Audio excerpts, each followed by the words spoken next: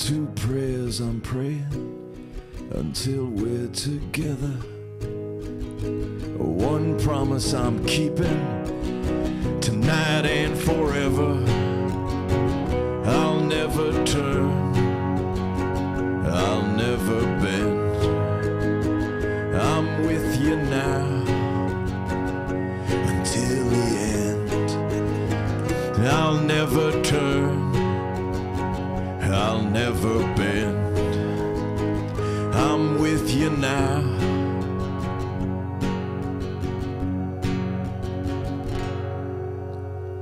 until the end.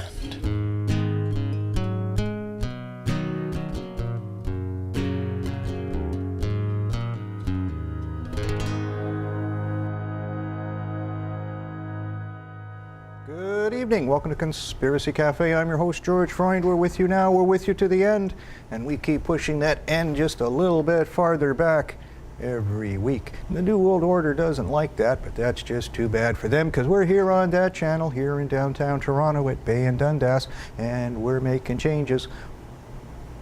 We're just fed up with the lies and the crap that they feed us every day. So we set up a new paradigm to change the world, and we change the world a lot. So much so sometimes I'm even shocked myself, but we're going to do a slight rehash of an old story from last year, a story that we took to the nth degree, and unfortunately, or fortunately, the patsy who was involved in this story is going to be going to jail for a long time. U.S. citizen Rezwan Firdaus, 26.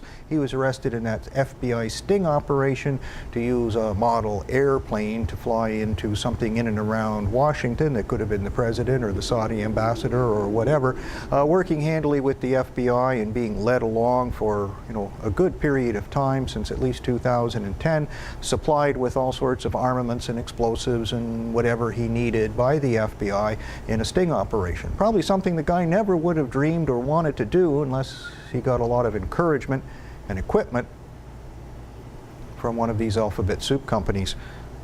That's a story in of itself, and one that makes the popular media. Of course, there's a reason why Rezwan was arrested, is we play with the Google Doodles and the Google codes. And while screwing around with one that was rather bizarre and quite different, we came across all the key words that said some guy's going to take a model airplane and crash it into something. Could be New York, could be Washington. We can show the little image we have here on the website from last year's Google's Arrow. That's all it was just a blue arrow. And I just thought, well, that's stupid. I can't do anything with this. There's not enough information, but I'll play with it. And as I started to get some information about blue arrows, of course, one of them is an airplane. I start finding out about controls for model airplanes and things like that. I'm going like, okay, they're telling me about a blue possible toy airplane is going to do something. Just, seemed kind of really weird and strange. I didn't even want to work on it because it just seemed so bizarre. What could anybody do possibly with a model airplane? Of course, I was playing with this about a week to 10 days before they arrested that sot. And then, of course, lo and behold, what happens? We have the big revelation, alleged model plane bomb plot. That's all still posted on the website. The pictures are there, and there we have, these model airplanes, including the blue arrow there at the bottom. So very, very strange, very, very weird. But that is how effective these images in Google can be. To the people who read them, they may get even more material. But we're telling you what's going to happen, how it's going to happen, where it's going to happen, why it's going to happen, and anything else we can figure out. And we can give it to you in real time. We stopped that one. That was a big win. That probably could have been a false flag attack to get us mired in one of these Iran wars last year. We also had the good fortune of being able to put that out to a mass audience on a major American radio station, coast to coast, national, to get it out to a lot of people. And that's probably why everybody was sweating so much and why they got quick to cut the ropes on me to get me off the air. So the next time they have a good false flag operation, that maybe we can't blow the whistle on it too quickly, but we are still working on it from here. We don't need all the rest of the people. We just need you. We need you to change the channel. Stuff we're working on the Olympics, taking apart this mass shooting in Colorado, getting to the bottom of what's going on, that tenured listeners like you need much help. You're probably connecting many of the dots long before you see and hear about me.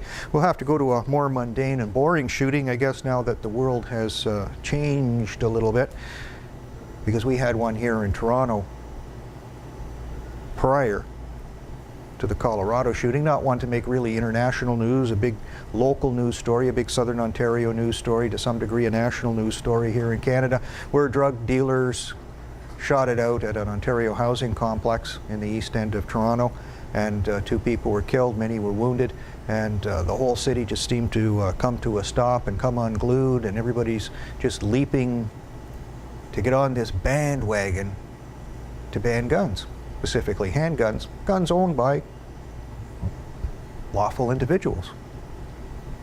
Maybe a Bay Street lawyer, maybe a physician, maybe a soldier, maybe a policeman, maybe an Olympic competitor in pistol shooting. The scum of the earth. See, that's who we have to go after. The media tell us that. Our politicians tell us that. The police tell us that. Everybody says, you know, burn him. He's a witch. He has a gun. And they all line up to do this. And what they're doing is they're shifting the blame. They're shifting the blame from themselves, because they're as guilty as sin for a whole pile of things. And they don't want the lights turned on them. So like good rats, they point their fingers at a completely innocent party. Organized sports shooters, gun collectors. Maybe there was a guy who like fought for this country a long time ago and he brought back a war souvenir, so it's a registered pistol. Maybe he still has pieces of his anatomy missing from serving his country and protecting our lives. But he's the scum of the earth because he owns this politically incorrect instrument. And then even today, when we look at what some of the dirt is that's covered up that just doesn't come out, we have an article here, half-assed reno in today's Toronto Sun. And we go to the article, and then we get this little piece here, when gangbangers move in.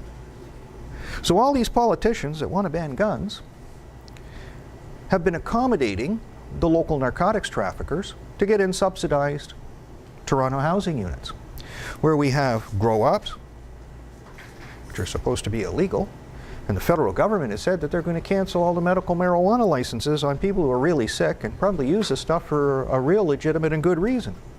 So you see, we gotta beat them into the ground, you sick dogs! How dare you! We have power, power! And we'll use it against you. So you see, there we go. We got the politicians putting the grow-ups in the Ontario subsidized housing, while at the same time they go after the sick people who can't fight back. They like going after people that can't fight back. See, the G20, you know, they've got some guy in a wheelchair, and you know, you got 6 big burly cops who can bench press a Buick, and you just beat that son of a bitch into the ground because you're a cripple. Wolves always eat the cripples. Peace officers don't. But see, we don't hire those kind anymore. We need the sadistic killers. So you have to prepare for the future. As I was coming into the show tonight, I call up. Hugh's coming down to let me in. Woman falls off her walker. Not that far away. Before you could snap a finger, there were 4 people at her side to pick her up and tend to her.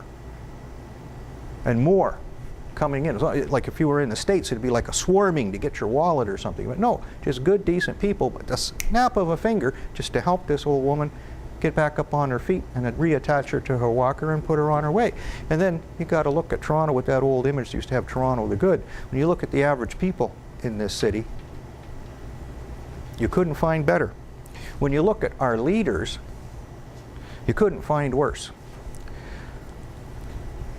So this is, we got a problem? It's handguns? No, no, no. It's shit for brains politicians subletting apartments and other housing units to known gangsters who carry guns. Then on the next page they talk to you about the the homicide rate statistics just for Ontario housing. They got their own homicide rate. They have their own police department too, the Ontario Housing Police, but they're not allowed to carry guns. Only the gangsters and the drug dealers are allowed to carry guns because Makes it safer for them to do their business. Like, God forbid, like we put these boys up in a house, you think we want some guy to shoot them? How could we handle that? And then, of course, they spent $111 million on renovations for these crap holes, which you can probably see clearly enough with this high-definition camera. Totally unlivable. Totally unlivable. $111 million. So Mayor Miller, our former mayor, is probably doing quite well somewhere. See, maybe he's got like the same bank accounts that the accused, our cabinet minister, Julian Fantino, the former chief of police, of, where he's socking away all this money somewhere in the Cayman Islands, because they sure didn't spend it in that place. Maybe they dropped a few thousand here or there, but $111 million, that's a little over 1/10 of a billion. You should have been able to rebuild all those places to splendor. They're still the cockroach Hiltons. Where'd the money go? Handguns! Ban handguns! And then everybody, it's like the, the magician, he does the sleight of hand. You follow this hand, and with this hand he takes your wallet. Well, he took a big wallet, $111 million. Where'd it go? Sure didn't fix those places up. And who's subletting to drug dealers? So that's why I wrote the piece about our shooting, an insult to imbeciles, because if you're a Three Stooges fanatic, I should have had a short clip of the Three Stooges here handy or something like that, but I'm sure people can find it. I did put a link to the Three Stooges, Larry, Curly, and Moe, and that was one of their favorite words, imbecile, and there we have a nice license plate, I guess, from the Three Stooges fan club or something, imbecile, and that's what we have, imbeciles. So we have this party at this Ontario housing block party. It's like little townhouses, some of them. They have a barbecue. One of the victims is a barber. He comes to this thing. Narcotics traffickers probably live there, but they come to it too, so that they can say, hey, you need any dope, you come and see us. And then, as we said, the housing authority has its own police force, but they don't carry guns, because that's liberal logic. So we call the police, city police, which were smart enough to disband the transit police, because we had our own transit police. But you see, they arrested people and did good work, so we had to get rid of them. So that way we can drain more police from the street and put them underground on the subway, when we could have had the subway police to work for almost like for free, because they're in a private organization, the Toronto Transit Commission. You following that liberal logic? If you can't, you find yourself one of those big rubber mallets and you hit yourself in the head a couple of times till you hear bells. That's not the start of the Olympics, that's your head.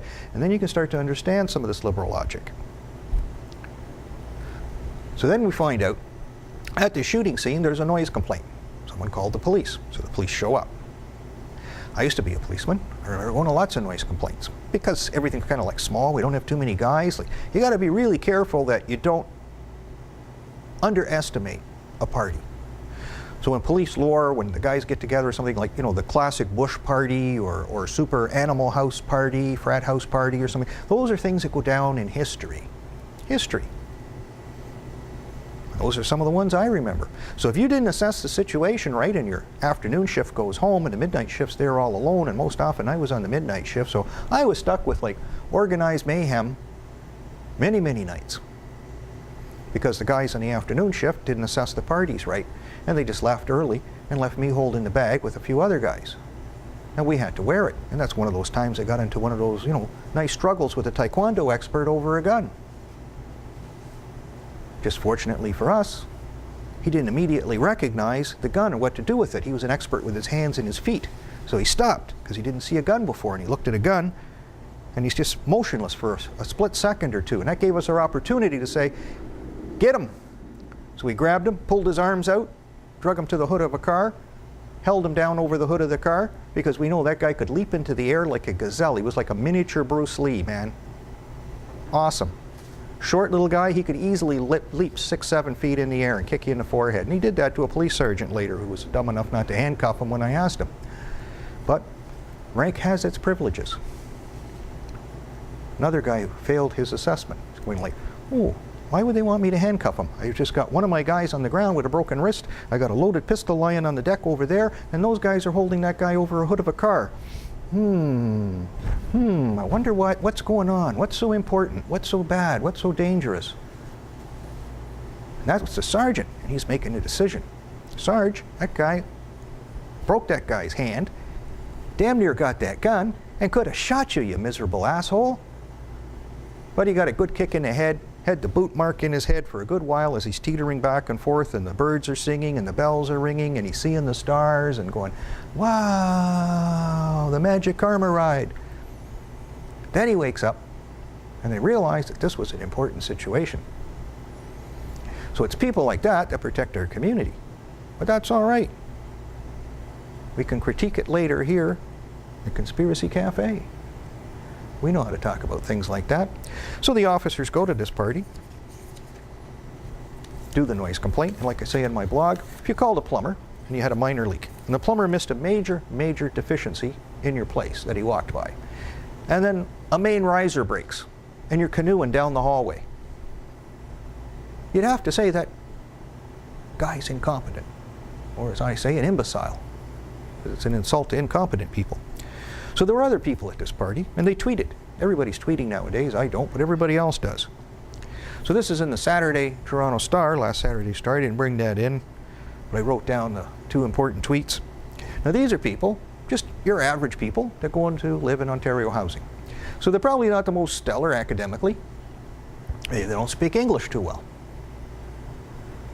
But they made assessments of the party and the evening. If there's problems at the block, I know enough places we can leave bodies. Just buy some garbage bags. Shaw_hustle. Somehow I get the feeling he's not the pastor at the local church.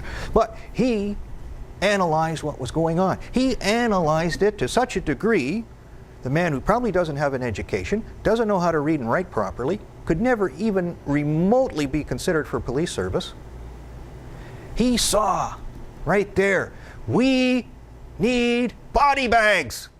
That's how bad it is. The trained, thoroughly professional, $70,000, $75,000 a year policemen that show up to this party do not make that proper assessment. So it's like you go to the hospital with something inside, you know, not working too good, and you go to the doctor and he says, you're fine, go home. And then you die. Is that a good doctor? Nope. Not really. But in this type of thing, a whole bunch of people got shot, 2 were killed and a whole bunch wounded, and they tried to turn the country upside down and blame it all on you. You own a pistol. You obeyed the laws. You're a model citizen. It's your fault. We're going to seize your property.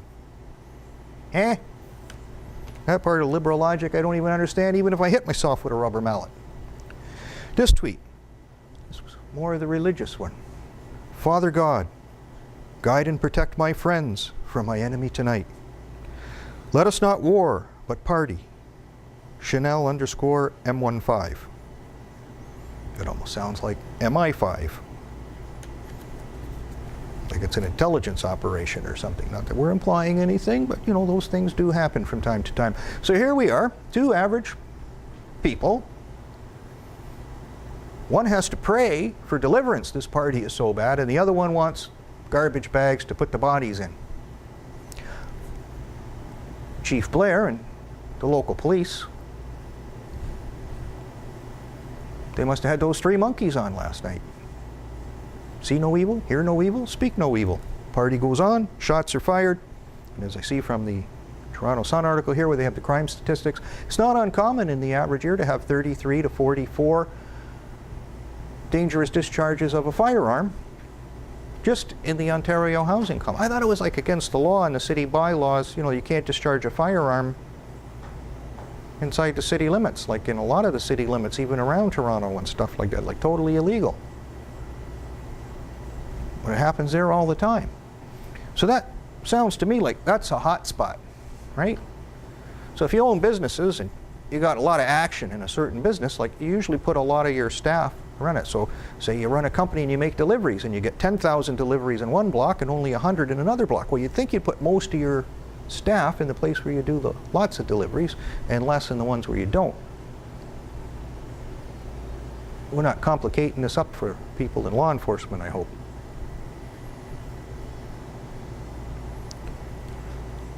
So what in the Sam Hill are they trying to tell us? They're imbeciles. Total and complete imbeciles. It's their duty to assess these things, especially when they get out of control. When they get out of control, there's things you can do. See, then we see the guy who used to be the chief of police in Toronto, the chief of police in London, the chief of police in York Region, the commissioner of the Ontario Provincial Police. You think he'd know a little bit about policing. And then he gets to be a cabinet minister because people are dumb enough to vote for him because he's on the Conservative ticket, and now he's a cabinet minister. And he says, we need more tools. How many more tools do you need? Could you even remember that many tools if you had that many tools? It's like you got to have a special law for every possible thing that can happen. So if there's 300,000 occurrences in Toronto in a given period of time, there has to be 310,000 different tools to use to deal with them. As if anybody could remember that many anyway. There's only one tool you need. It's in here. It's between this ear and that ear. Then there's little laws, and then there's things you can do. So even us lowly constables back in the old days seemed to figure out what we could do with some of the laws we had to deal with big parties like that. And one of the first is, usually people go to these parties are drinking. So we got the Liquor License Act, and we got various provisions in the criminal code about operating motor vehicles, well, under the influence of alcohol. Gives us a lot of leeway just to set the barrier up so we don't need the body bags. We can still pray to God, but we don't have to expect to pray because we're going to be facing the deadly force scenarios. And it worked. Very simple. Especially in a situation where you're going to these Ontario housing places, it's private property. You just can't walk in and do whatever the hell you want. It's not a public street. So you can use the Trespass Act to throw them out. So if you got people who are coming in, they're a little bit potentially difficult, it's adios.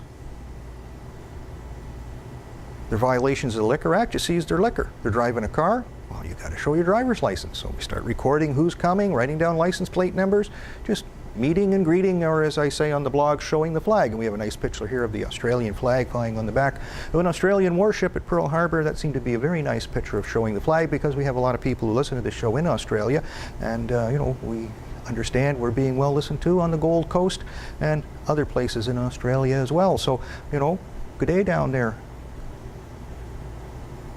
Your country's in just as much trouble as mine. Another thing we used to use in the old days is have paid duty police. Paid duty police now, as I saw from walking to the show last week, and as I've seen in many, many places, they guard holes in the ground where they lift a manhole cover and all the various companies are going around there. So you got this hole surrounded by trucks with a fence and 6 workers. You got to have a paid duty policeman nearby just to make sure, you know, somebody doesn't beat up all the workers, jump over the truck and go down the hole. But you have a place where you have people who could be in reasonable expectation of grievous bodily harm or death. We don't put paid duty police there.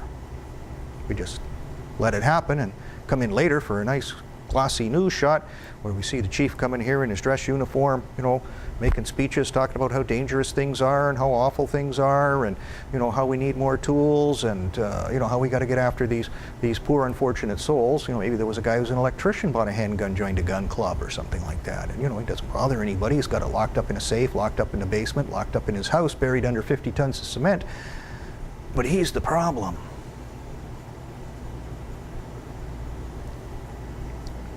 But then again, we see the chief switching gears here too, because there's a lot of skeletons in his closet. The G20 was one.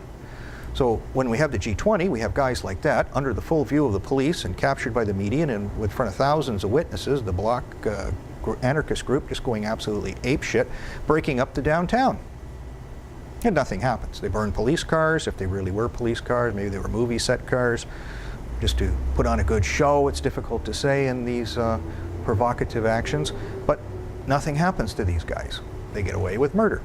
So then they turn the police on, just John Q. Public. So they say, you can go to the Ontario legislature to protest. This is the protest zone. So people go to the protest zone to protest, and then they let these guys loose on them who are breaking the rules because this guy here doesn't have his badge number on his uniform. He took it off. He's required by order by the chief of police to have that on there so he could be identified, and he decided to take it off because it's mob rules in the police department. He doesn't listen to the chief of police, and none of them were really punished much, and it took major editorials in the Toronto Star to make this an issue. And he puts those jackboots, remember jackbooted thugs, that was always a good word in the conspiracy days, that these people who were doing what they were told are nonviolent, probably couldn't get violent even if they needed to be violent, but that's okay. So that shifts the blame now. So it's not that, you know, we have a completely unresponsive police department that can't discern between anarchist, big log, breaking window, that's okay. Peaceful protester saying, I protest with a little flower in my hand. And then the big jackbooted thug comes, boom, boom, down you bastard. And they take him to the Auschwitz-looking concentration camp that they set up in the film district. I think we should be seeing lots of signs posted in the police station that go, promotional opportunities. Because none of the executive officers seem to be either A, in control, or B, know one little piece of anything about anything on how to deal with complex issues, because they have other things to do. So we see this was another major issue with our chief of police from before, who's the cabinet minister, and the chief of police we have now, is we had these guys here who were called, our drug squads. And there were several of them, and they were accused of a lot of criminal activity and brought up on charges. One was ultimately convicted. A couple others were released because they kept postponing the trial dates and dates and dates until the charter laws came into effect to say you didn't get a speedy trial so they could drop the charges or something like that. They played these games. But the whole big thing was you steal all the drug dealers' money.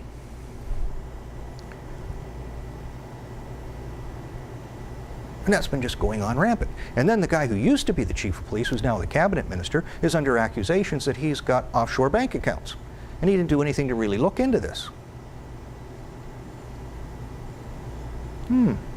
So if we had two dots to say, okay, somebody's accusing the chief of police of having an offshore bank account, and he's not looking into the guys who are stealing the drug dealers' money.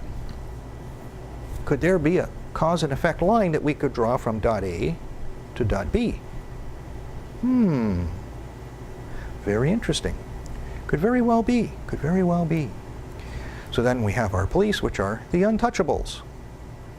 Because the politicians are stealing, and the police are stealing, so everybody's happy, except the people that are being stolen from, but they get the shit beat out of them, they throw them in jail, and we don't have to worry about them anymore too much, because whatever they say doesn't matter.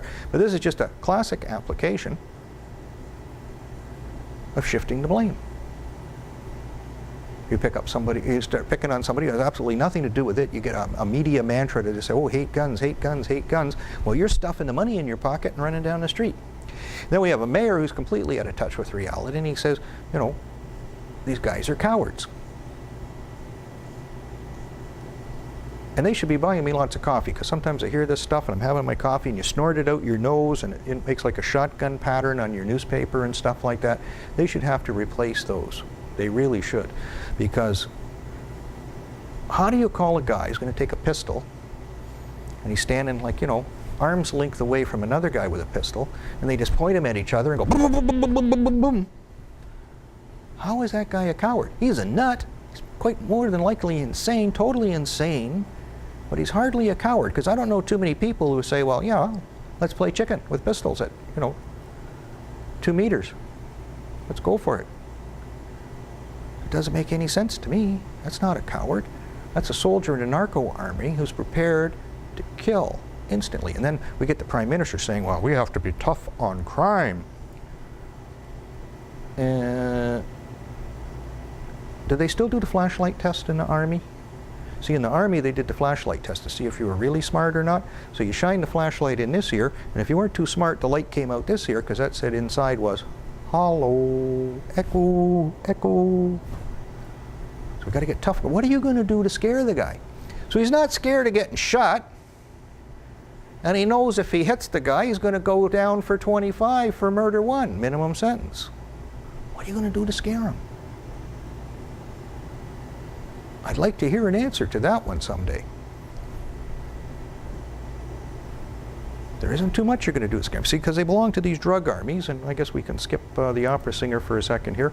And this is what happens in Mexico with these narco soldier, drug soldiers guy. Okay, now this guy stabbed, I didn't count all the knives, but I think they got him, stabbed him a lot of times. So this is what they're prepared to do in Mexico to serve these narco dealers, right?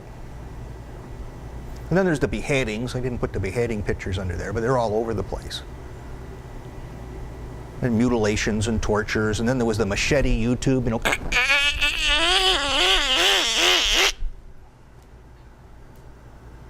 What are you going to do to scare them? I'm really interested in knowing. Stevie, baby, tell me, what are you going to do to scare them? Then there's the ones hanging from the bridge by the border, right next to the customs and immigration guys.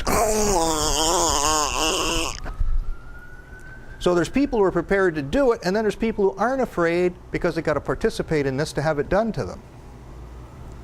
So tell me how you do it. I think you have a North American Union. There's probably a good way to stop it. When you have the North American Union, then these guys can come to Toronto, because it's probably hard working down there in Mexico all the time. You know how much it is to cut up a stinky body in the blazing hot sun and all this. At least we have some cooler nights.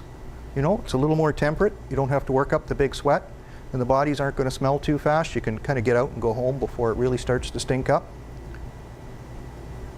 So that's called the law of unintended consequences. I like that law. When that law comes into effect, there's going to be a day when, maybe I'm just driving down, coming into work, go by City Hall, and there's a whole bunch of decapitated heads lined up along the fence.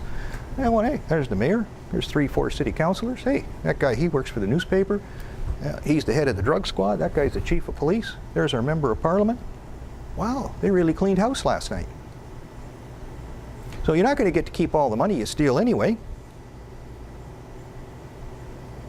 And this thing you're pushing so hard for, this North American Union, might make you end up like the pincushion here. Let's show the pincushion guy again. See? That could be you one day because of the North American Union. Just like that. It's bad enough if we just maybe get the Bloods and the Crips up from LA, but no, we're going to get the Zetas and whatever else they got down in Mexico. So this is what we're going to need as the chief of police here, Harry Callahan and his .44 Magnum. They don't use big revolvers anymore. They always get in those little semi-automatic pistols, but that's the kind of tough guy you're going to need for this type of law enforcement that we may be sucked in or forced to accept. And our mayor, he was afraid of this thing. So this is a reporter for, a popular entertainment show, almost like a comedy news. This hour has 22 minutes. Mary Walsh, she shows up at the mayor's house. He goes absolutely ballistic and calls the cops because, he's terrified that this is the end. Wait till the Zetas come, baby. They're going to barbecue you like a pig on a poke. And then there's the science. We got to have science. This is the science. We have supply and demand, price and quantity, and we have those two lines, supply and demand. They meet, and where they meet, that's the price. So, the only thing our politicians can do with laws is move that union of price up or down. That's all they can do with their laws. So if you ban something, the price goes way up. And when the price goes way up, sooner or later, the supply and demand have to meet up there. There's nothing you can do. That's the law of supply and demand. The only thing you can do is make the price go up with a ban. Simple, flat out. You jump out of an airplane without a parachute, gravity takes over, you're going to crash into the ground. Nothing you can do. By not banning something, then you can reduce the price. Science. So if they legalized the narcotics and gave it away and brought the price down to zero, guess what's going to happen? All the drug dealers go out of business tomorrow. And all their nasty guns and all those guys, the pincushion guy, like everything's gone. Just like that. Because you learn that in your first year of economics at school. I remember it very well. Supply, demand, lots of other things they taught there too. And our leaders don't do like jack shit, any of them. So then, in the end, I just figure out, because I got in a big debate with a high school principal in Toronto, taught him some of these things. He goes, no, I'm not a, I said, are you a teacher? He goes, no, I'm not a teacher, I'm a principal. Oh, so that means like the chief of staff at a hospital isn't a doctor? You're a teacher. You're just the manager of teachers, but you're still a teacher, right? Like, you get a program, you teach kids, you teach them to think. So we got into a lot of this stuff. You never heard of it before. You did hear of Operation Fast and Furious. I go, well, how could you know about Fast and Furious and be so naive to think it doesn't happen on the northern border? How could you know this and then blame it on some poor innocent sot who just happens to own a handgun for one reason or another, lawfully? They put a big security clearance through you, and the RCMP looks into your background, and the local police probably look into your background. You got to take courses and get training and all this sort of thing. And a lot of people got to have to know you to say that you can have this thing. So how is it their fault? I don't see that at all. But he's still a believer. You know, we got to ban handguns. That's an emotional response. He's been programmed to do that, so he still has to say it, even though he understands there's 10,000 reasons to say that it can't work and it's wrong. Because he's been conditioned to spew this out, he has to. And I said, well, I'm glad.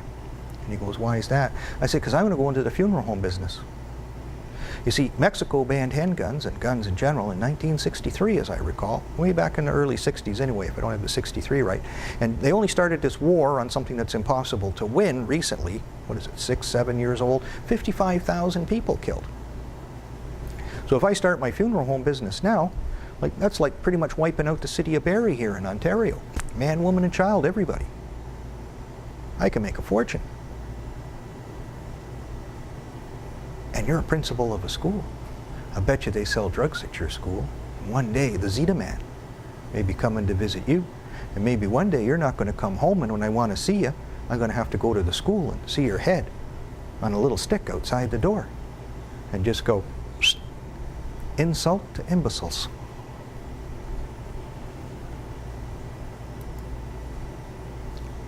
Even for knowing the truth, you can't see it. That's how blind we are.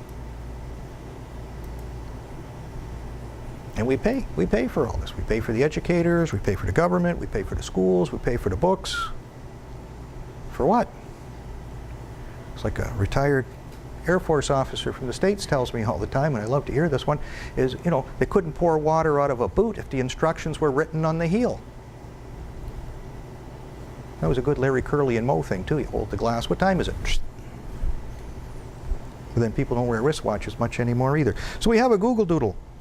The Amelia Earhart Google Doodle. That happened on my day off. So, you know, I like to take a day off or a few hours off and just get away from the computer, the news, and all the rest of this stuff. But lo and behold, on my day off, I got to have another Google Doodle. But, you know, this one comes apart very, very quickly. Nobody probably looks at them much more to go, oh, wow, look at the pretty airplane, man. But we know that Google is one of the military-industrial corporations that just want to take over the planet Earth and eliminate the human race. So it just goes without saying that they probably tag a few things in there. So I look at that plane, I know what those little numbers are on planes. Those are registration numbers. So when I Google the registration numbers, I get this little plane, which looks very much like that little plane except for the color. And I start wondering, like, could it be that they have some big mission planned for a little plane, a Piper, or something similar? This plane's registered in, or spends most of its time in Belgium if it's not registered in Belgium. And that's just a short hop, skip, and a jump across the English Channel to get to the London Olympics, which are coming up very, very soon. But part of the stories in Amelia Earhart. Amelia Earhart, of course, was lost flying in the Pacific. Big countries, very small populations spread out over, you know, some of them could be like 1 million square miles and have a population of, you know, a few thousand or something, because you have these islands spread out all over creation. They said they could never find her body. I get the feeling they never really looked too hard, because I believe in those days Amelia Earhart probably stumbled on the fact that the Japanese were preparing to start their programmed assault for World War II and knew about it. And being a worldwide renowned personality like Princess Diana or John Lennon or John Kennedy or anybody like that, they can't allow someone to have total control over getting information out to people. Someone that could be trusted to say, when you say it, even though it's weird and wacky, people believe you and they trust you and they accept it. They kill those people. They'd work on it very, very hard. So I suspect, you know, they may have sabotaged her plane or just made sure she just didn't have enough fuel to make it to Howland Island where she was supposed to be going. But she crashed somewhere in the Kiribati chain or something like that. And, you know, whether exactly specifically that is, because it's such a large nation, but there's clues there. Kiribati is where they tested nuclear weapons because it's so remote and far away from everything. 22 for the Americans, 1 for the Brits. And that's only the beginning, because I remember a lot of my recent history, and one of the stories that I have a link to there now, I didn't have it when I wrote the blog. Let's see here, the Al-Qaeda operative link.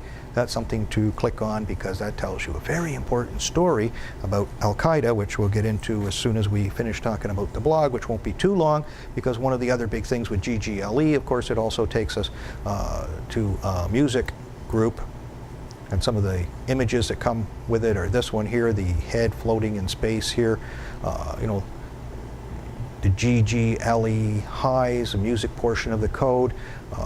We have comments there about the first suicide ever. It's 3 a.m. and I'm paranoid, but I'm still partying. So, you know, these are songs and musical notes that may be very, very important. The power of suicide as well is mentioned in the thing. This image comes with the thing as well. GGLE highs, just looks a lot like, you know, our Amelia hanging onto the plane, the big scarf flowing off, you know, maybe wearing something like a flight suit, or maybe she's wearing the birthday suit. It's hard to tell with statues. One of their songs of chaos and hell. And then, of course, the islands, where the Phoenix Islands, where we have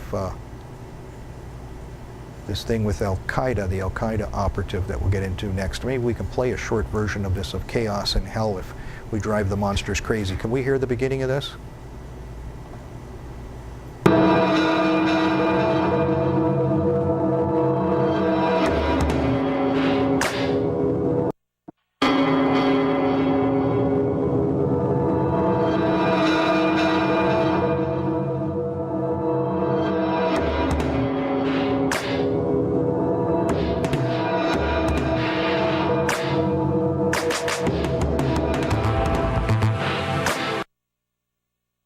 Back, okay.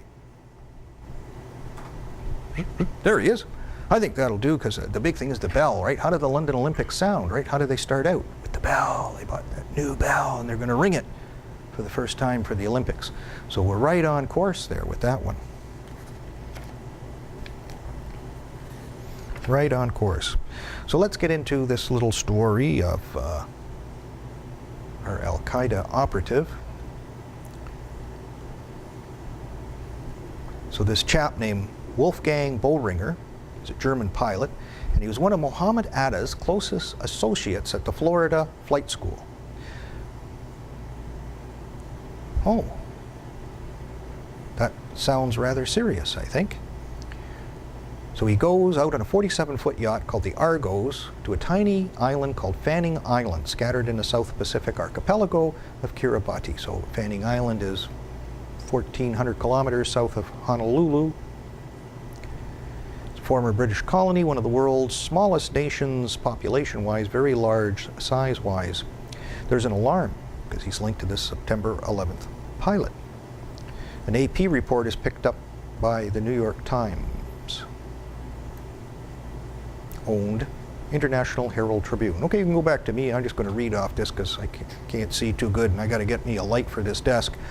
So when we find out that this guy is involved with Mohammed Atta, there's an alarm raised that he's associated with terrorism, sounds like it's just too good to be true. So we have all this intrigue and mastermind going on this little island. He's considered a person of interest. It's just absolutely amazing. He's going to build a flight school. So an official writing an airport security report issued November 22nd, 2006 brings this up, that he's this person of interest, that this place is so close to Hawaii, that the only planes they're going to teach pilots to fly are DC-3s, which are probably just good enough to get you to Hawaii to do what, a suicide mission, some kind of 9/11 there. The news remained a closely guarded secret. All good news remains a closely guarded secret because you're not allowed to know these things for national security reasons. It is alleged that this Boehringer guy worked for the CIA. Okay, I got two dots again. Got Mohammed Atta, I got Boehringer. Boehringer CIA. He's like this with Mohammed Atta. What does that tell me? They're both CIA. So just fortunately, someone overheard a telephone conversation in a secure area with intelligence people that heard about Boehringer's upcoming arrest. When he is arrested, this guy who's from Munich, Germany, moved to Florida in 1995 to set up the flight school, the Flying Club of Munich. He was operating the school illegally as well, but that doesn't matter when you're with the CIA. Atta frequented this airport in Naples all the time. According to his girlfriend Amanda Keller, he was always flying.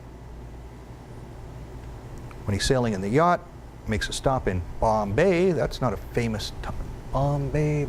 Hey, wow, didn't they have a terrorist attack down there? He meets his wife, Sujita, and they're supposed to sail off to Hawaii, but he's got to take a diversion for personal reasons to go into these island chains. He ends up being the personal pilot for the notorious financier named Victor Kozeny. He was under indictment by the U.S. Justice Department for a massive financial fraud involving billions of dollars. 4 of Victor Kozeny's partners connected with American intelligence. John Sununu, former chief of staff for First President George Bush, funneling $500 million from investors in Czechoslovakia into the hands of Kozeny and his cronies. Senate Majority Leader George Mitchell used Kozeny's private Learjet. Michael Dingman, former chief of major defense contractor Allied Signal, and Hank Greenberg of AIG, the insurance company, he was one of their top executives, indicted for helping to facilitate a massive theft. And then I think if we remember our 9/11 history, AIG insured a lot of that building. And Mr. Greenberg was trying to take over the New York Times so that they can have a nice little business. But I remember all that. And fortunately, Agent 99 found me all the material on that, because it's been some time since I came across it, and it just left my fingertips. So I wanted to have it in good detail for you to tell you just how connected, how deep these things are. So even far obscure little things that happen in a remote part of the South Pacific that you probably never heard of before drive a wooden stake into the heart of Washington. And to show you how all these people are evil, evil monsters, the likes of which you could never contemplate even in your wildest dreams.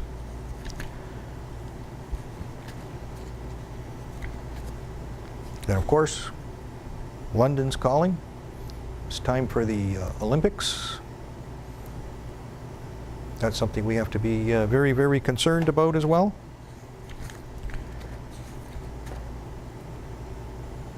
Larry, Curly, and Moe must be running loose around London because imbeciles. We got to get all our elected leaders a little tag to put on their body, you know, just imbecile. U.S. border or UK border staff set to strike before the Olympics.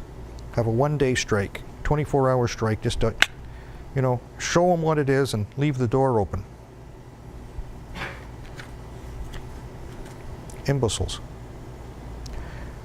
Some guy takes down one of the torchbearers in the Olympic. Of course, he's a Muslim, and as he's doing it, he yells out, "Allahu Akbar," and tries to take the torch away from a runner, Anna Skora. The guy's arrested. He's a youth from Gravesend. Happened about 9:55 a.m. on Rochester Road. I don't know if that's significant or not, but it's almost like Islam is trying to grab the torch of the game symbolically and wrest it from the New World Order pagan society that runs this planet. 2 cruise ships arrived at the Royal Albert Dock, the Braemar and the Gemini. They're supposed to house bus drivers and security staff. And as you know from regular attendance on this show, you know, when we had our Vancouver Olympics here, we went hog wild on one of these cruise ships because we had a hot story, a hot tip, that the crew was disembarked and some strange object was put on board, and that the ship would be entering the security cordon or getting very close to it. At the time when we followed this with reckless abandon, let me tell you, because if what may be in London goes pop, might be a used or retread that was smuggled into Canada at one time. They're expecting 70,000 athletes and VIPs, 500,000 tourists. They have soldiers in various new accommodations to deal with some of the issues. One of the big issues, of course, is one that I like. It's nice to see some of these things. Let me see here. Where are we? Massacre.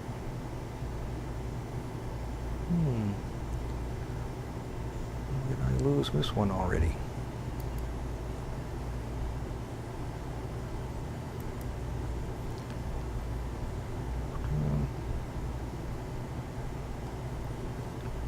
Wow, it's hard to believe I had this much stuff up here. You have to give me a minute on this one. Something happened, or maybe somebody got into my emails again and took out my thing, because I swear I put it there not that long ago. So I'll just have to do it the hard way. I'd like to have everything ready for you.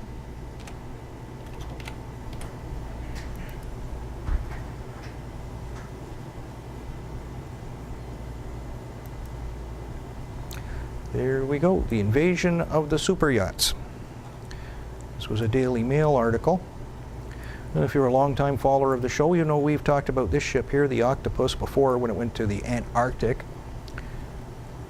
This is owned by billionaire Paul Allen of Microsoft. It's a 414-foot super yacht. It has helicopter pads, has a submarine inside. It's like the James Bond ship. The bottom opens up and the submarine can come out. And when he went to the Antarctic, he carried something like 60 Navy SEALs with them.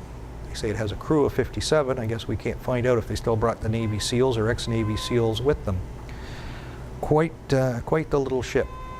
Here's another picture of it in the skyline. There's one thing about the Daily Mail, they do give you nice pictures. The radar mast with the nice Olympic flag. And then going by our main target that we talk about, the O2 Dome, the one we've spoken about before, with the Bellows Hazeldine movies, where a man was killed by there, where there were bomb threats in there, and someone alleged that there was an explosive device of some kind embellished in that building right at the very beginning when they made it. The inside, very swanky. It's tough to be a billionaire, you know. It's not like you could use that money to save the poor. And there she be, the little submarine. The thing can go 2 weeks on its own little mission all by itself. Could easily be launched from under the ship, go up and around the Thames. I don't know if our police or security forces there are actually looking for submarines. Perhaps they are, perhaps they're not. But that's not the only one that has equipment like that. There's another billionaire coming, Roman Abramovich. He's got a 557-foot yacht. They call him a yacht. It's almost like a cruise ship. The Eclipse. It's the largest private yacht in the world. 2 swimming pools, 2 helipads, I guess his and hers, a disco hall, 30 cabins, a cinema, a mini submarine, and then get this. It even has its own missile defense system. The master suite is armor-plated and protected by bulletproof windows, and it has a laser system designed to dazzle long lens photographers. Now, it doesn't say what the anti-aircraft system is, but you really got to wonder. Like, that thing's probably laid out better than some warships in the Canadian Navy. And all these things are all gathering around London. They're there now. And of course, we made no bones about Rupert Murdoch and his yachts and the potential for some of these yachts people. What if they abduct children and molest them and throw them overboard at sea or something like that? Is that where little Maddie went, who was kidnapped in Portugal?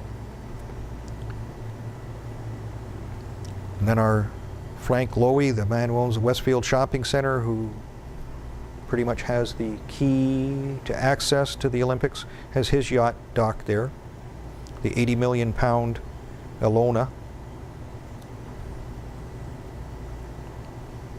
So we have to wonder too, why are all these people staying on these yachts? So they can be far away from the action when it happens. They're going to a whole raft of parties. All the beautiful people will be attending parties on some of these yachts. Mitt Romney's going to be there. He's already put his foot in his mouth a couple of times because I guess he couldn't say UK. They're paying big money for this. £22,000, I think, was for tickets for one party to, you know, hobnob with Angelina Jolie. Never mind how much it costs to rent one of these yachts to stay on it if you were of a mind. It's just absolutely bizarre that people could spend that much money to go on these yachts. Hundreds of thousands of pounds for 1 week. So one of my biggest complaints might be for the whole concept of the Olympics, aside from being, a giant pagan festival and all this sort of thing, is all the lives that could be saved on the planet Earth. Nobody gets a gold medal for that one. So you figure you got 50, 60,000 people die every day of neglect. And you look at all the money that they're going to roll out for this Olympics. You could probably save almost all of them. So that at the end of the, 2.5 week period or so, times 50,000 per day, you could save hundreds and hundreds of thousands of people's lives. And then they have the nerve to think that, they're the gifted chosen ones, the super honest, wonderful people. They're the ultimate sinners. Because they have so much in the way of resources. I couldn't see buying a big yacht like that. I like ships, be nice. But if I did buy something, when I've looked at the used equipment available on the ship trader sites, I'd look for something completely different. Something that maybe could be used to help mankind as opposed to gorge myself. So I'm more of the one to want to run a Christian missionary on a hospital ship to go and save lives. And I still get to go to sea. I don't need a bulletproof cabin. I don't need air defense. Could use a lot of volunteer doctors and tradesmen to help keep some of those people alive. My reward would be not the ogling billions and the dumb stunned ones on the side looking at my yacht, but maybe these smiling faces of the people who've been relieved from their pain and helped from their disease. But I'm weird that way.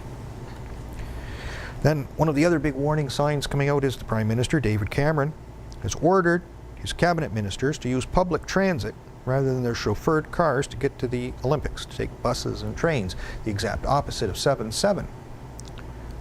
And of course, in some of our previous works, we started to be very, very concerned about the highway construction and the possibility that the M4 may be sabotaged. So maybe David's doing them a favor by saying, "Get off the roads, you stupid fool." Of course, they're very upset about that, and he's also forcing them not to go to the Olympics with their families, even if they bought their own tickets. They have to hobnob with dignitaries. Cameron was just recently in Afghanistan too, maybe getting his share of drug money from down there. It's difficult to say. They used to call these high-speed express lanes ZIL lanes because they were first used in Soviet Russia at the height of the communist era. And the word was banished from the terminology of the free world, sort of. But here we're back again, we're following the communists right down to our transportation lanes. So 60 ministers, senior MPs have been told to do their duty during the games and hobnob with these people. Cameron himself will be hobnobbing with Google, Citigroup, and Cisco Systems, so he'll be on the command ship, the Octopus, maybe putting the submarine into action himself. They say London braces for an Israeli strike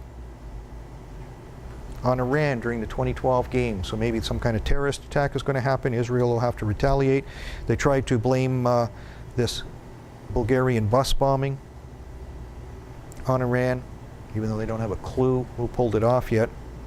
We'll get into more of that a little bit, I guess. Security woes for G4S, security company. G4S has been subcontracting work out, which many companies do, to another security company called Arret Securex. And they haven't been paying their workers. So a lot of them quit en masse. The supervisor for this company, Mohammed Umar, well, there we're setting up Al-Qaeda or Iran with that guy, I think.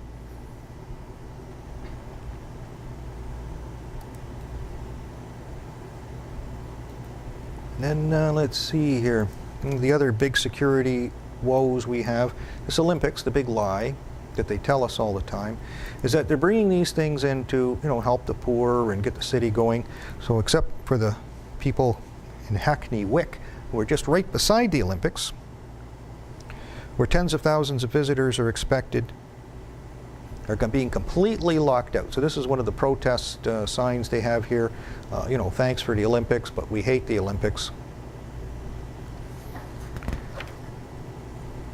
And as someone with a lot of experience in security or something, they're shutting down this station, Hackney Wick, so that's got to be disturbing. It also deprives them completely and totally of any economic benefit from the Olympics. So this area is completely run down. It's also right next to the Olympic Park. It's just a short missile flight away. It's quite impoverished, in bad shape, run down stores, wrecked cars left in the street. Mrs. Mohammed standing here. And then you see, you know, the Olympic Park right there within, you know, you just have to be a little sniper in a little window there to do a lot of damage. Then you have these abandoned buildings all over the place just on the other side of the tracks of the Olympic Park. Easier than sin, and probably totally unguarded, to put in some kind of, you know, super duper weapon that would take out a good corner of the park. If you put a mini nuke in a place like that, like, you know, you're going to take out a good 25–40% of the Olympic Park, no problem. 9.3 billion pounds has been spent on the Olympic Games, and this area will get close to nothing. The Athletes' Village, at a cost to the taxpayer 1.1 billion pounds to build, is going to be sold to a Qatari developer for 557 million. So that's around about half. And that just gives you what I call a reverse Robin Hood, where you steal from the poor and give to the rich. That's got to be very disconcerting. Other big revelations: the Olympic safety scandal. A daughter, a prison minister, Crispin Blunt, Claudia, age 20, signed up to get qualifications as a steward at the Olympics. And she was horrified at what she found. It was a scandal that was far worse than this Group 4 thing. At least they tried. So you show up at a bar called Yahoo Bar, and instead of having a 12-month course that you take in community college and then take a test and get a license, you were told the answers to the test and lied about going to a school that never even taught these things in the first place. And you lied about working for the company for a full year so that it appeared that you were going through the process. So they said you went to Bishop Auckland School. When that place was checked, they say they don't even teach courses like that. And you had to say you worked at a company called Tungsten SIA since March 2011. They also told you to try to get a few questions wrong so it looks good. Just at random, pick a few that you want to get wrong. So with less than a day's training, no security checks, no background checks, maybe no ID, you're working this. And she makes the quote very clearly: the idea of the guilt of this made her go public to the Daily Mail, and 15,000 lives in my hands was too much to bear. That's very close to that Rockefeller report where they said 13,000 people would be killed. She makes it very plain about the 15,000 lives. That's another very disconcerting thing. Israel's also worried that, you know, their athletes may be attacked, and they've sent their special forces guys to come in, and the Shin Bet is going to protect the athletes. The Mossad has sent a team codenamed Bayonet to Europe to search for terror groups believed to be working in Iran's Quds force, the Hezbollah. They're worried about this Bulgarian bus bomber coming in, which I find very hard to believe, that I think he's pretty much a feint. So we might as well show his mug anyway. This is the composite photograph of this chap who they believe was involved as the mastermind, I guess. They say he has a U.S. passport under the name of David Jefferson. They've not been able to identify the body of the actual bomber, of course, because he was blown to smithereens, and they don't have a clue who did that one. Neither the Israelis, the Americans, or the Bulgarians, although they did say he had a fake driver's license from the United States. Guess maybe some of his real ID actually blew up in the explosion or something like that. But 3 buses blew up, even though the bomb was supposed to be on one. So what do we take from that? But this could be the hot item, the man who may sneak in. As we said in other shows, that they let in many people who are on watch lists. Maybe they know who their man is already. And then this was a thing I wanted to get into. It's a very long story that usually I don't have time for. But an artist, a long time ago, made paintings and drawings 40 years ago in 1972, which symbolically represented many terrorist attacks. This one has got a symbolism for the London Olympics. He also drew the Twin Towers for 9/11 in 1972. Guy was born in 1899, so he was quite an old man, I think, at that time. So this is the Hackney Marshes near the Olympic site, this deprived place. And Agent 99 was quick to point out, you know, just the similarity of the image, the bell, the ringing of the bell, the Olympic torch in his hand, the snake clumbing up the scythe, the end of the world scenario. That this chap named Paravicini and his illustration may have gone way past 9/11. I'd like to go through some of his drawings sometime and get into some fine detail of some of his work, because he was right on the money. And of course, with these bus bombings, there were repeated alerts and concern of an Iranian-backed attack in recent months. Israel said it had no advance intelligence. But of course, they had all these repeated warnings. It's another common thing. They always seem to have those things as well. And nothing comes out of it. And then I guess it's time to get into the larger part of the story, or maybe we should give myself a little bit of a break. We can have a comedy one here. Here's a comedy one. How about Hillary being shot boarding a plane? So this one's kind of funny. It's amazing what you can do with YouTube to make anything happen or appear to happen. Maybe this is something they've made appear to happen, even with our big shooting in Colorado. So let's just play this one quickly.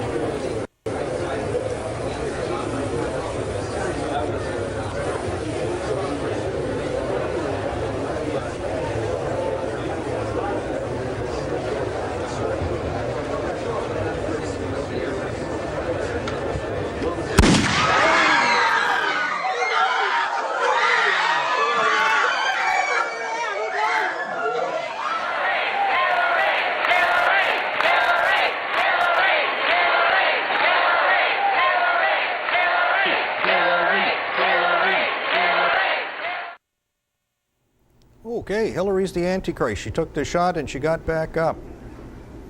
How lucky are we? And this one's kind of cute too, so maybe we'll play this one too. Discovery of ancient works. To an area outside of Jerusalem by the play yard, and they found and dug their way into an abandoned ancient tomb.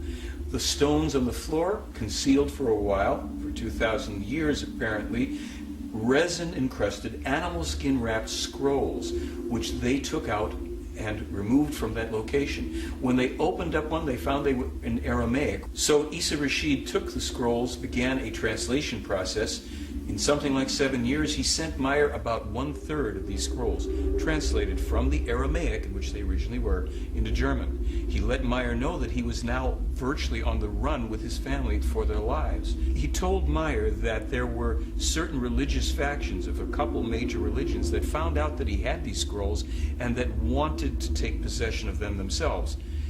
The information would prove to be enormously heretical. After Isa Rashid had translated a chunk of them, he took them and his family into a refugee village in Lebanon, hid the scrolls in the walls. It's said that within about a week's time, the Israelis came in and destroyed the entire village. The scrolls were destroyed, along with many of the structures and people who lost their lives. Isa Rashid and his family escaped with their lives into Iraq. And 4 years later, Meyer found out that Isa Rashid and his entire family had been machine gunned to death, ostensibly by the Mossad in Baghdad. For instance, Emmanuel foretold the coming of another prophet. He named him as Muhammad. He claimed that while this man would be a true prophet, his teachings would also be corrupted, and a false and evil cult would be created from them that would give the Israeli people, the distant descendants, no peace until the end of time, unless, hopefully, both the Israelis and their enemies could make a conciliatory and honest peace with each other. The Talmud of Emmanuel contains prophecies about the fires that would darken the sky when greedy and power-hungry people would ignite the very oil of the earth. The Talmud of Emmanuel was discovered in 1963. The fires from the Gulf War that darkened the skies did not occur until 1991, 18 years after the Talmud was discovered. There are two artifacts that are shown in this book that Meyer discovered in the tomb where the Talmud of Emmanuel was discovered. The first one was a small figurine that Meyer says was left by the Indian healers with Emmanuel, the men who came and ministered to him over those 3 days while he was sequestered in the tomb. The other artifact is a piece of gypsum that Gabriel allegedly gave to Emmanuel. Both of these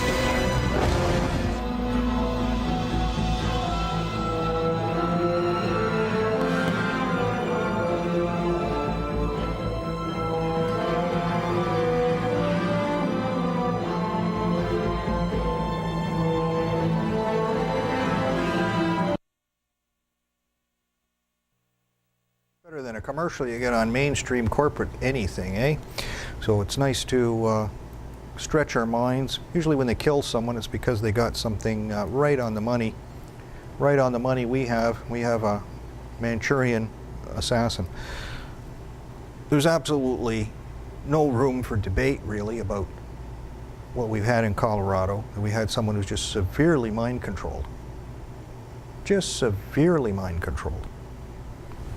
The whole concept is just like a remake of the Manchurian Candidate, a Manchurian assassin. Was debating a author in Toronto who used to be a reporter for the Toronto Star. And slowly, he's coming awake. So at first, it was difficult, because you're conditioned and programmed to think a certain way. But he asked me about this and what I thought about it, and I gave him some information. He didn't know about MK Ultra. I said, well, look that up, have a quick look at that, and then look at our guy and look at some of the things that don't fit.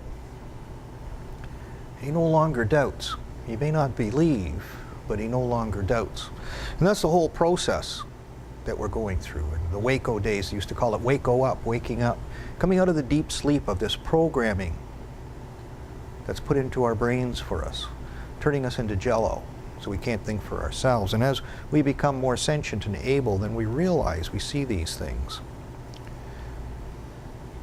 So we see this degenerate act. And one of the things I've coined as a phrase many, many times is they're like the cowboys of old. They fire the pistol and create the stampede. And like cattle, we stampede. We don't think about where we're going. We don't think why we're going. We just have to stampede. And usually when you stampede, you're out of control, and frequently you can go off a cliff or run across very hostile territory. It's nothing that's to your benefit because you're running out of fear and panic without thinking. And this is what they do, and they do it all the time. And the idea of the gunshot or the pistol shot is very appropriate because that's frequently what they use as small arms attacks and mass assassination things. And then, everybody who's sort of sentient in alternative media is immediately jumping on the wagon to say that, they're signing this arms control treaty tomorrow. Today's Thursday, the 26th. Tomorrow's the 27th. Nations are going to sign this thing. The United Nations wants to make a global police state. They got to have the guns to do that, because what they're going to do to you is so horrible that even the laid-back, super on Valium Canadian, who's totally unaware of history and what's coming in the future, will be so upset that they may choose to fight and become active in a resistance movement to stop this, because it's either that or death. So you don't have too many choices at that point. It's the path of least resistance to resist. So this greases the wheels to create a disarmament motive, because instantly people will say, well, it's the gun that caused this. No, it was they just jumped out of nowhere and they shot everybody, and if the gun wasn't there, this never would have happened, because they know nothing about MK Ultra, they know nothing about mind control, they know nothing about how predators work and how they're changing the world to make you a slave. They use this stuff to make you beg them for it. So there was a lady, I met at work today too. She gets her newspapers, and right away, she reports to me that gun sales in Colorado have increased 43%. Yay, team! Because if there was somebody in that theater, preferably 5 or 6, that had a concealed carry permit, we may have caught some of the culprits and found out that there were more than one shooter, because after the concealed carry permit people were finished, we had 3 bodies of shooters, or 2 bodies of shooters, and not one. Maybe the one that they caught would be the one they found sleeping in the car after it was all over, because he was a patsy created right from the get-go. So I told her about an experience I had when I worked at the armored car industry. I was armed, having my lunch with my colleague. We're in a taco place in Scarborough, the edge of the world in Toronto. And the guy who fits the typical drug profile pulls up in a car outside. I'm facing the window. I see him. He gets out of the car, goes to the trunk, takes something out, puts it under his coat, and he starts walking to the door with his hand under his coat. Not a good scene. So I tell my partner, I say, I just think that guy went in the trunk of his car, took out a gun, he's going to walk in the restaurant in like 60 seconds. When I tell you to drop your taco, hit the floor. But unlike the people in the movie theater, I unholster my trusty Smith & Wesson and put it beside my leg. I give this guy the Clint Eastwood eye. He sees me through the window, and he stops because he sees a uniform. And our uniforms with black epaulets were very similar to the police shirts they wore back then. Blue with black epaulets. And we had gray with black epaulets. So he wasn't too sure, he just hesitated. But he was smart. He looked under the table. And he saw the pistole. Then he put his one hand up and slowly walked back, got in his car, and left. And nobody died, nobody was massacred. There wasn't a big panic. The chief of police didn't have to come down in his nice uniform and say, we gotta ban guns, and everything's askew, and the world's upside down, because someone was in possession of a lawful firearm and was able to turn off the murder machine. And he just left. It's not my job to chase him. I saw a threat, I reacted to the threat went away, it's over. My job was to guard money, not to chase crooks. So there's one less mass shooting in Toronto. And for some strange reason, because I have religious faith, I believe God put us there for a reason. My partner at the day, and that time we were doing an overtime after work to make a few extra bucks. We weren't supposed to be there that day, and we were never there again. But I believe the firm hand of goodness somehow put us in a position to put evil in its path. And to the same degree, we do that here with this show. By giving alternatives and showing you different paths that we can take to get out of this trap and turn it around. The easiest war we ever fought, change the channel. But all these ideas like MK Ultra are concealed, they're not taught in school. We realize we're swimming upstream because we have different ideas. And sometimes when we espouse these ideas, we're slapped down by people around us because they find it hard to believe. They can't accept that their programmers misled them and took them astray. But they have. This is a classic picture of the Manchurian Candidate movie, where they take the guy, Frank Sinatra's in this movie, and they just teach you to pick up the pistol and shoot someone. This type of thing has been done successfully in 1954 to get someone to fire a shot and have complete and total loss of memory that they did this. So I see in this theater that a stage was set. Cameras were rolling, there's special effects that should win the Academy Award for altering your mind. by altering other people's minds. So they alter these other people's minds to do evil things, and then you react to the stimulus in the anticipated way. The true Hegelian dialectic. That is MK Ultra. They use drugs, they use hypnosis, they use electroshock, and just plain flat out torture to brainwash people. This stuff has been around since like 1909. President Ford in his day appointed Vice President Nelson Rockefeller to head a commission to report on this. And of course, his forefather, John D. Rockefeller, put out $300 million from Standard Oil to a Rockefeller Foundation in 1909 to start the work on this MK Ultra project in its beginning forms. In the days of Nelson Rockefeller, there was a satanic cult called the Process Church of the Final Judgment. A cult that Charles Manson belonged to. David Berkowitz, the son of Sam Killer, was initiated into it. And then assassins, potential assassins of President Ford, Lynette Squeaky Fromm and Sarah Jane Moore, belonged to this cult. And of course, if they shot Ford, Nelson Rockefeller would be president of the United States. So you couldn't find a better man to look into MK Ultra. This is the history of American politics. It is the history of presidents assassinating, vice presidents assassinating presidents to take over the ship of state. And then they find some dweebs to be heads of commissions, like Gerald Ford, the Warren Commission, and it goes on and on and on. I firmly believe that this movie, I've talked about it before, it's a chilling movie. It is available on DVD. I don't know if you can watch it online. I couldn't find a copy to put on the website, but it's called The Killing Room, and I believe this is where MK Ultra manifested after September 11th. That at Guantanamo Bay, which is probably one of the most secure places to do this, they actually build Manchurians.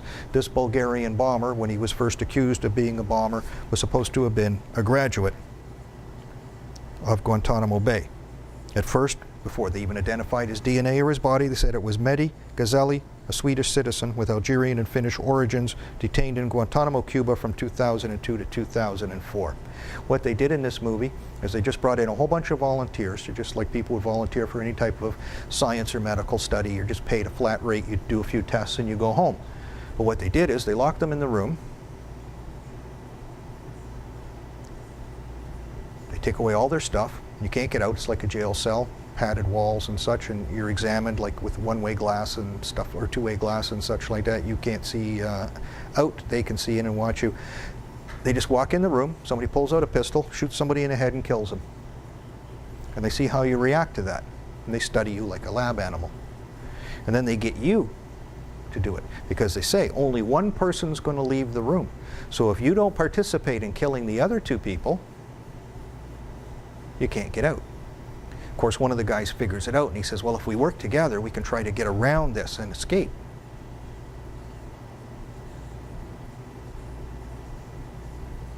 But most people don't want to work together. Then the next one's killed. And then there's two left. He actually does get out of the room, alleged hero, but then when he escapes, he gets into another room for step 2, where they do it all over again. This is one of the men who was killed at Fort Hood, captain in this picture, but major when he died, Eduardo Caravello. He was the victim of Major, allegedly, Nidal Hassan when he shot him at Fort Hood, Texas, allegedly. I don't believe it. I think they were both murdered because they did this. The whole, what I read in the educational material on this is it was called stress control. And there's the sign. This is from Gitmo Wire. The Gitmo Wire is the Guantanamo Bay newspaper. There it is, Combat Stress Control Team. I believe these scientists, doctors, may have worked on this program, or maybe they stumbled onto it and they just said enough's enough. Maybe they were going to report on it and they were taken out. I have blogs that are attached here. I believe it's the Major Hassan has connections. He's connected to the Beltway Sniper. Because this process is as old as the day is long, probably. So when you understand this much, you understand most of what happened in Aurora. We make them. This guy is a false trail. And you go down the false trail with the rest of the world, never knowing, never seeing the script, the Academy Award that's going on here. Because if guns were the issue, I used to have a graph that I used to use in gun control debates from ages ago, in the 90s, that had the homicide rate in the United States from 1860 to, somewhere near the end of when I was doing this, maybe the late 80s or early 90s. But at the very beginning, it was flatline. Something like 0.8 to 1.2 per 100,000. Not just gun murders, but murders in general in the United States. So that's something like Prince Edward Island in Canada. Really low. If that was your heart graph, you'd be dead. And then it started to go up a tiny little bit in 1905 in the money trust collapse, and then started to go up and up later until it got into the 60s and the drug craze when the CIA was really doing MK Ultra. It's way up here. Well, I had no idea about MK Ultra then. I was just looking at some of the, okay, there's wars and there's economic collapses and there was the drug culture. I figured out the drug culture, I didn't realize it was an MK Ultra induced drug culture. That made the graph go right off the scale. When you apply this mind control program to the homicide rate, you can see that pretty much the whole enchilada is MK Ultra and its variations. And that's still being done today. So a scientist named Alden Sears at the University of Minnesota, who was working for the CIA doing tests on victims or I guess subjects, he calls them victims, I call them, for hypnosis, had his facility moved to the University of Colorado in Denver. And of course, that's where our victim, the major suspect, Holmes, comes from. He's a graduate student, a failed graduate student at the University of Colorado and such medical campus. And I'm not just the only one to figure this out. Many people have come down this trail in a very similar manner and seen through this, all from a slightly different angle. So we have a quote from a book here where they asked James Jesus Angleton, head of the CIA, could a hypnotist induce a totally separate personality? And the short answer is yes. They can create that, to induce hypnosis very rapidly in unwitting subjects, to create durable amnesia, to implant durable and operationally useful post-hypnotic suggestions. A test of rapid hypnosis took place in July 1963.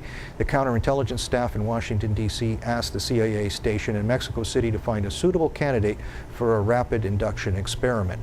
And of course, 1963 is the day or year where we have President Kennedy being assassinated, so I think we understand where that comes from. So instead of using the Queen of Diamonds, now we use the card, the Joker, and we have our unwitting suspect, our unwitting test subject here. A young man who was actively involved in this type of material as well. So the Dark Knight, the Joker, is no longer a fictional concept. It's a killing machine. They planted ideas deep into this man's mind. Did they use him as a full-scale Manchurian or not? In my readings, I find out, they can make a patsy in 3 months. It takes 6 months to make a full-fledged Manchurian. That's not too bad. Nearby at Buckley Air Force Base in Aurora, the 566th Intelligence Squadron is based. This guy walks in there with a gas mask, all this military equipment, a helmet, the pads, bulletproof vest. He's got a shotgun, an AR-15, a pistol, grenades. He only got 2 hands. What is he, a juggler? He's a joker, not a juggler. How do you handle all that stuff? Like, it's pretty much a 2-handed operation to handle an AR-15 or the Model 870 shotgun. I was really good with the Model 870 shotgun, one of my favorite toys to play with in the armored car industry. It's a 2-hander. So I can't do that, get my handgun, throw my grenades, and all that at the same time. There's just not enough hands. Except for people who know absolutely nothing about firearms to think, you can handle 1,000 weapons with just 2 hands. This is where his car was parked. This is the back door to the theater. I said right from the very beginning that somebody let him in. One of my fans sent me an email to say, no, he propped the door open himself, but there are reports that will play that there was a phone call Someone on the inside answered the phone, went to the door, opened it, and then this guy came in later.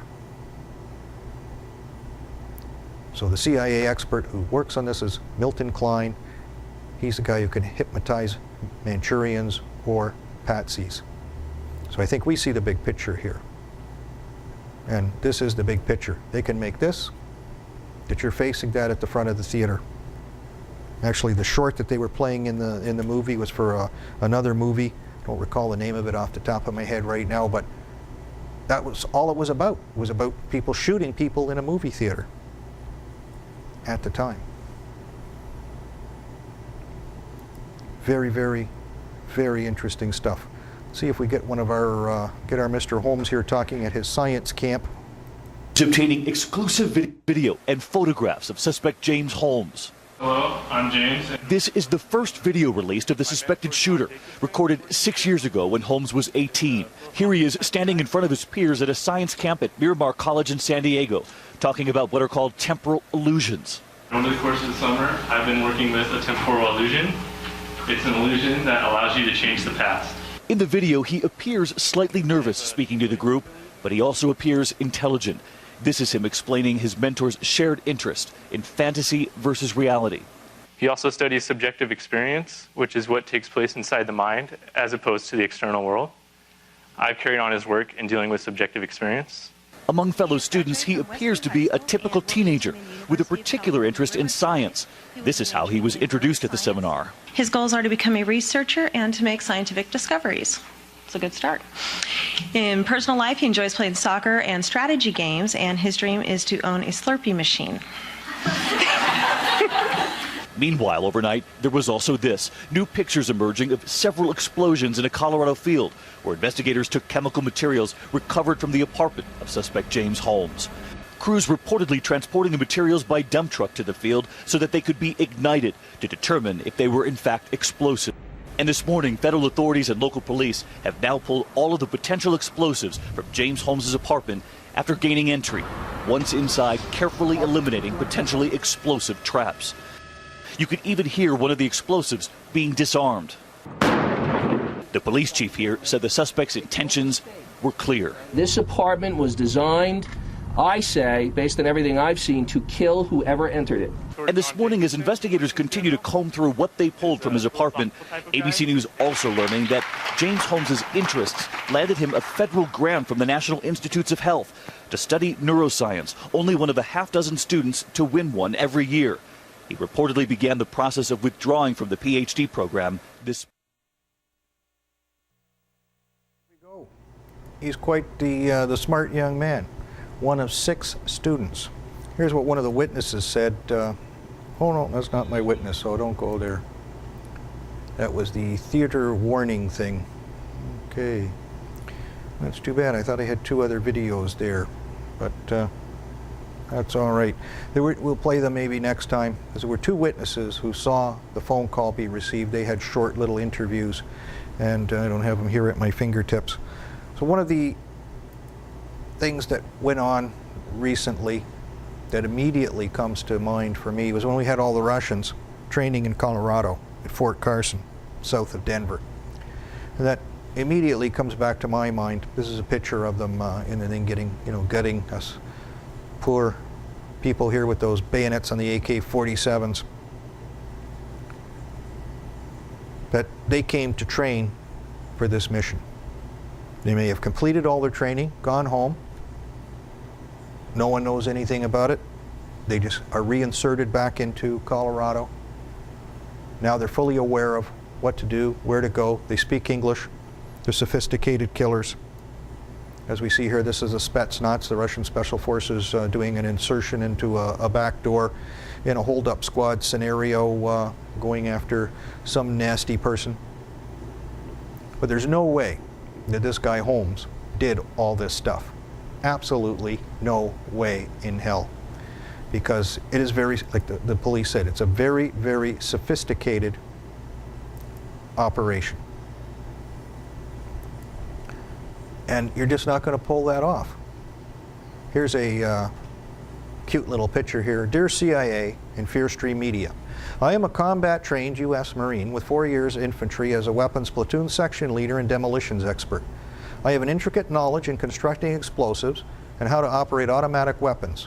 With all my expertise and resources, there is no way I could have pulled off this sophisticated killing spree operation all by myself, nor have access to a $10,000 arsenal with some inside help. I am part of the 100% awake and aware, free of your fear tactics, safe to travel, and safe to take my family to the movies. The families of 82 innocent people demand the truth. And that's where I say the same thing. Even with what I know and what experience I have, there's no way in hell that I could pull off this sophisticated explosives network, be able to sing and dance and jump,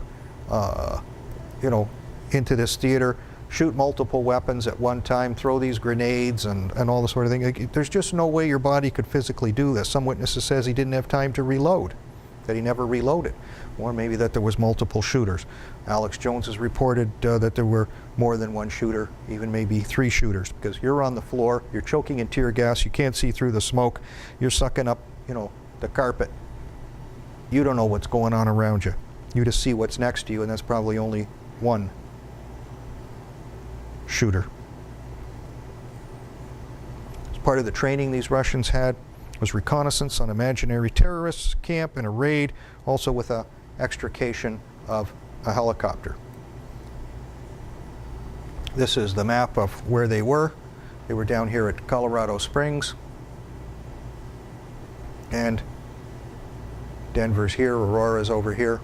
Very, very close. I think that's a far more likely scenario.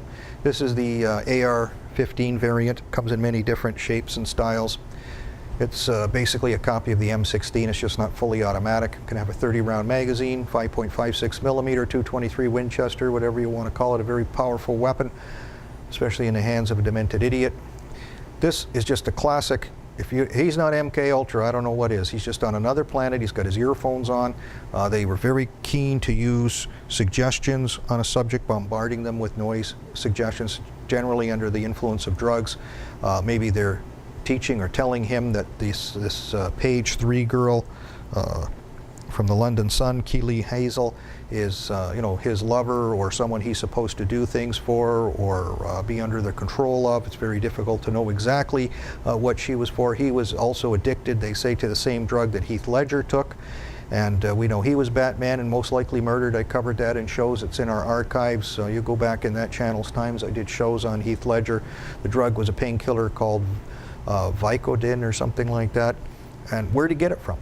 Where'd he get the explosives from? Where'd he get all the grenades from? Like, that's military equipment, the gas grenades, or police equipment, the tear gas grenades. Where did he get it? Where did he get the bulletproof vest, the tactical helmet? You just don't go walking into the local sporting goods store for one of those kinds of things, or especially the bulletproof vest. They're a little bit, what do you need one of those for? Usually it's because you're going to get shot at. So unless you have a good reason, you're not going to get one. Of course, Rupert Murdoch owns the London Sun, and that owns basically the concept of the page 3 girl who appears topless. This is the apartment. We saw that in the video, that they're going in there to get these sophisticated explosives. But he had 2 roommates. What happened to them? How do you do all this with 2 roommates? And then, of course, we have this cartoon of the Batman type scenario where he goes on. You have actors in this going on this killing spree. The James family attended a small school called York in Monterey. And then one of the writers for the Batman series, or a Batman series, Gregory Greg Rucka, attended that school. He did Batman Streets of Gotham and a canceled Batman series called Batman Gotham Knights. His mother was a psychiatric nurse. His grandmother, Mary Jane Crawford, worked at this York school. She belonged to the Order of Charlemagne, the Crown of Charlemagne. He's one of the Antichrist kings of the papal version of the New World Order. And then to just add a little color to this, I guess my picture's gone. Cool. I seem to have some editing here that I have to fix up. That's terrible. So I had a picture of my Russian soldiers on the bus going to the movies. And it appears, is it here? It's been taken away. Isn't that interesting? So someone has played with my pictures even before I could get here tonight, so I'll have to put it back from another copy of the picture I have somewhere else, and you can look at it again. It's just a joke, son. But unfortunately, some of my jokes are just a little too close to the truth, it appears, and they've been removed. But the comments are still there. We know it was the Russian Spetsnaz. They were there. We have another report as well that Russian soldiers were at shooting ranges. This is from Steve Quayle's website. These guys were master shots. A chap who was there saw that they had made in Russia Russian military weapons and not sold in America Russian military ammunition. And he raised a little bit of alarm about that.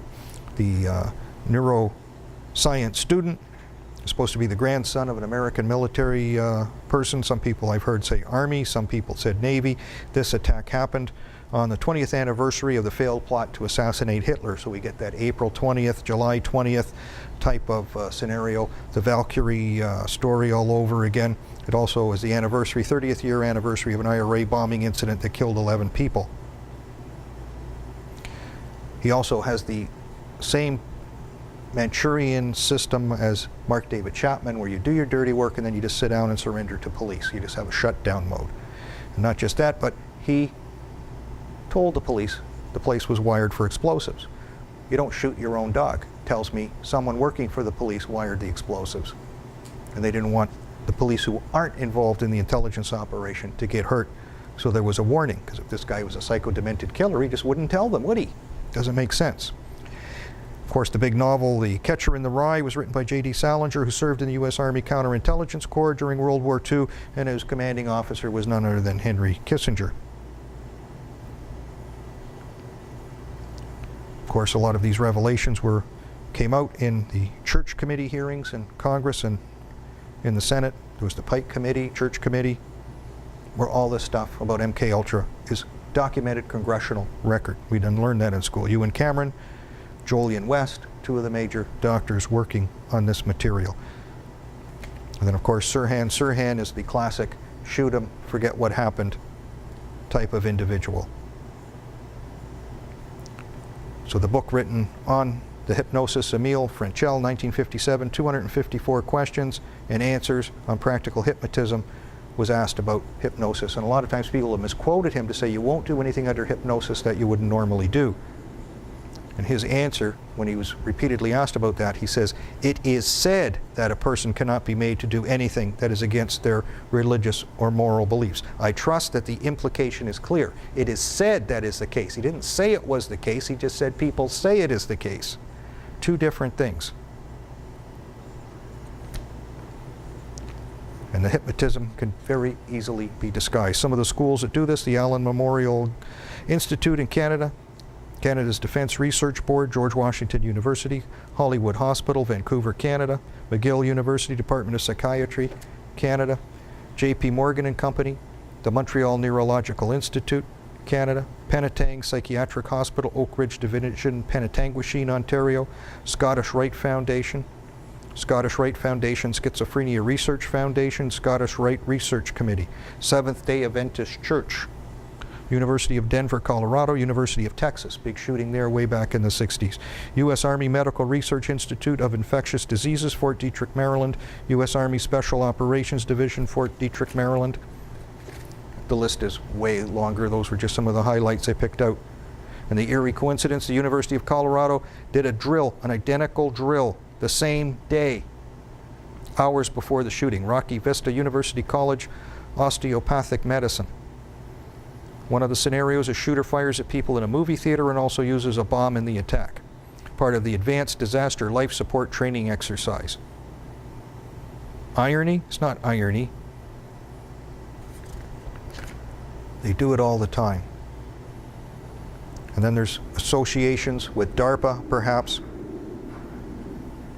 James Madsen is reporting James Hold had links to the U.S. Government Research Center's Defense Advanced Research Projects Agency, or DARPA, with regard to this award that he won that we showed in the video. The school was recently, or was the decommissioned site of the U.S. Army Fitzsimmons Army Medical Center. Philip N. Such, the person is named after, owns the Examiner newspaper chain That was one of the ones we talked about in the beginning, about those islands, you know, when the guy wanted to buy a newspaper chain. The Examiner was mentioned there. The Neoconservative Weekly Standard. Research assistant intern at the Salk Institute at the University of California, San Diego, and La Jolla. That's where Holmes worked as an assistant. They were using the candy bar Mars company to prevent fatigue in combat troops by using a piece of chocolate called epicatatina to restrict blood flow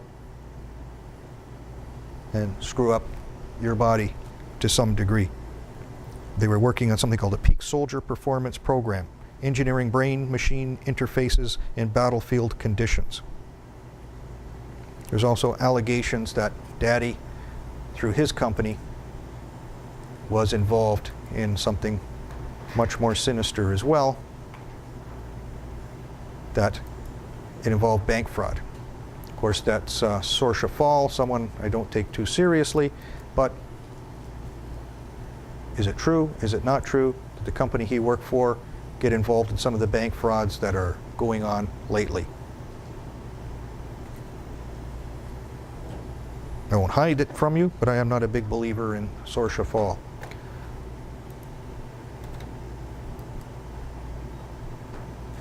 Then, of course, I guess quickly we can look at his adult friend finder theme. He said that he could be visited in prison. So he's already telling people about a month before this happens, sending out some kind of warning perhaps. Or maybe his control mechanism, the page 3 girl, he stole that image from her face to put here, is out of his life in this imaginary scenario, and he's coming unglued. And maybe that's why he put this friend finder thing up. Then, of course, there's something really nasty in a lot of these scenarios. Is this little girl is shot. I'll go to my own website here, and we'll click on the show link today, where hopefully my picture's still there from that. This is the mural at the airport, the Denver airport, and there's the girl who's shot. Girl in the coffin, girl who's shot. Human sacrifice for the New World Order. A lot of heroes in this, where men jumped on their girlfriends and saved their lives and took the bullets for them. Many. I don't think I'll have time to get into that. That's too bad. But they're well known and extrapolated around the world. One of the cases that's very bizarre is a girl named Jessica Gowie, aspiring TV presenter. She was at the Eaton Center shooting here in Toronto.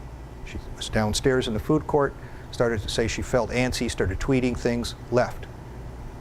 As she left, the shots were fired, the police came in. She was in a key witness portion. If there was anything wrong about the Eaton Center shooting, and I said that when we talked about it on this show, you can play it back, I don't eat my words too often. 100 police came through the door.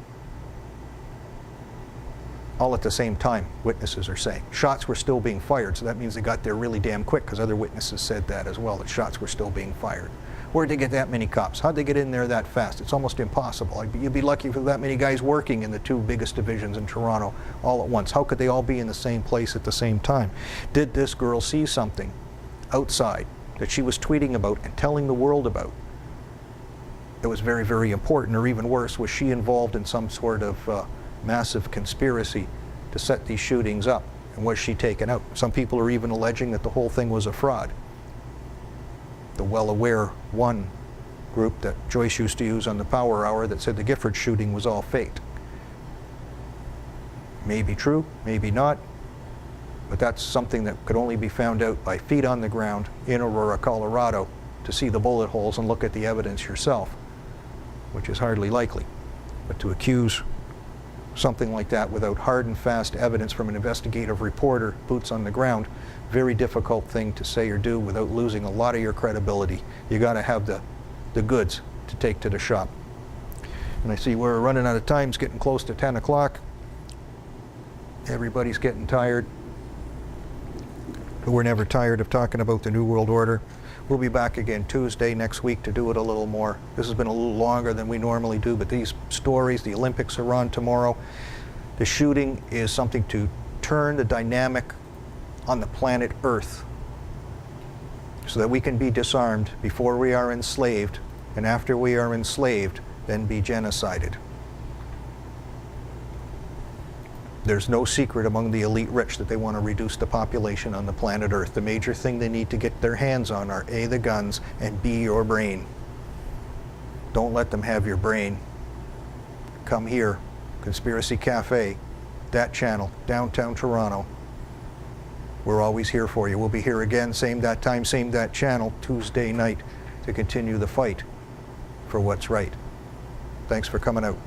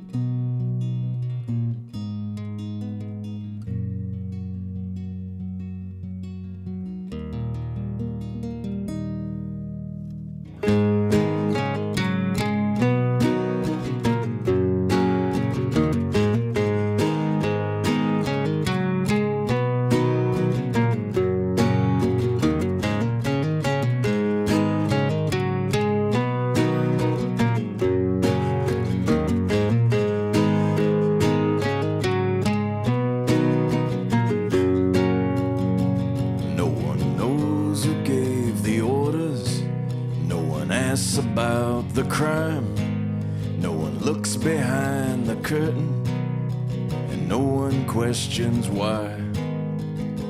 The only time we got is right about now.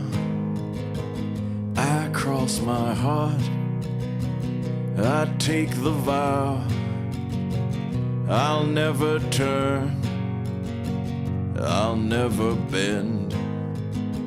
I'm with you now until the end.